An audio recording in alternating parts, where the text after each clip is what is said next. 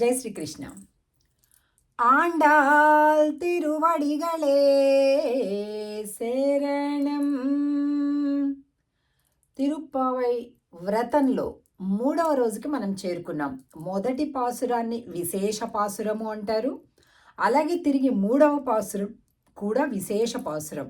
ఈ విశేష పాసురం రోజు మనం ఏం చేయాలంటే ఈ పాసురాన్ని అమ్మవారికి స్వామివారికి హారతి ఇచ్చేటప్పుడు 2 సార్లు సేవించాలి. అంటే మిగిలినవన్నీనేమో హారతిస్తూ ఒక్కసారి సేవిస్తాము, అంటే చదువుతాము. ఈ విశేష పాసురాలను 2 సార్లు సేవిస్తామన్నమాట. అలాగే ఈ 3వ పాసురం ఈరోజు 2 సార్లు. అలాగే ప్రసాదం కూడా విశేషంగా కట్టె పొంగలు, చక్కెర పొంగలు, దద్దోజనము, పులిహారలు, అట్లా విశేషమైన ప్రసాదాలు చేసుకుంటాం విశేష పాసురం రోజు. సరే, చాలా సమృద్ధి కావాలి, మాకు బాగా సమృద్ధిగా ఉండాలి, లోటు లేకుండా ఉండాలి అని అనుకునేటప్పుడల్లా ఈ పాసురాన్ని మనం సేవించుకోవాలి. అలాగే ఎప్పుడైనా మనం ఇళ్లలో మంగళహారతులు ఇచ్చేటప్పుడు కూడా ఈ పాసురంతో ఈ పాసురం చదివి ఆశీర్వాదం ఇవ్వవచ్చు అనమాట. అంటే ఎవరికైతే మనం మంగళాన్ని కోరుకుంటూ మనం మంగళహారతులు ఇస్తుంటామో ఈ పాసురాన్ని సేవిస్తామన్నమాట. సరే, పాసురాన్ని చూద్దాం. ఓంగి ఓంగి ఉలగు అళంద ఉత్తమన్ పేర్పాడి நாங்கள் நம்பாவைக்கு சாத்தி நீராடினால் தீங்கின்றி நாடெல்லாம் திங்கள் மும்மாறி பெய்து ஓங்கு பெரும் சென்னல் ஊடுக்கயலுகளாம் பூங்குவளை போதில் பொறிவண்டு கண்படுப்பா தேங்காதே பூக்கிருந்து சீர்த்தமுலை பத்தி வாங்கா குடம் நிறைக்கும் வள்ளல் பெரும் பசுக்கள் நீங்காத செல்வம் நிறைந்து ఏలోరెంబావాయ్.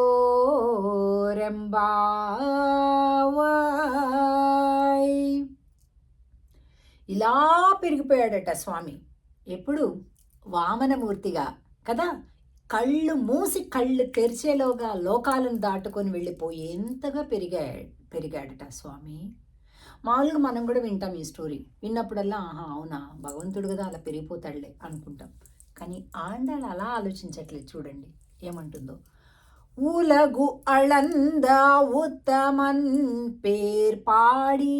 ఆ స్వామి ఎంత ఉత్తముడమ్మా, వాళ్ళకెవళ్లకు సహాయం చేయటానికి తాను పెరిగిపోయాడా స్వామి. ఇంత చిన్న పాదంగా ఉన్నది నీ పాదం భూమండలం మొత్తాన్ని ఆక్రమించేంత పెద్ద పాదంగా అయిపోయి కింద కొండలు, ముళ్ళ చెట్లు, పెద్ద చెట్లు, లేకపోతే పర్వతాలు, సముద్రాలు, ఇవన్నీ కూడా కింద ఎంత గుచ్చుకొని ఉంటాయి స్వామి. అసలు ఎలా చేసావు స్వామి, ఎంత బాధ అనుభవించి ఉంటావు. మా స్వామి మా బంగారు తండ్రి, మా బంగారు తండ్రి ఏం కాకూడదు, మంచిగా ఉంటారు మా స్వామి, బాగుండాలని హారతిస్తుంది. ఏంటండి ఇది?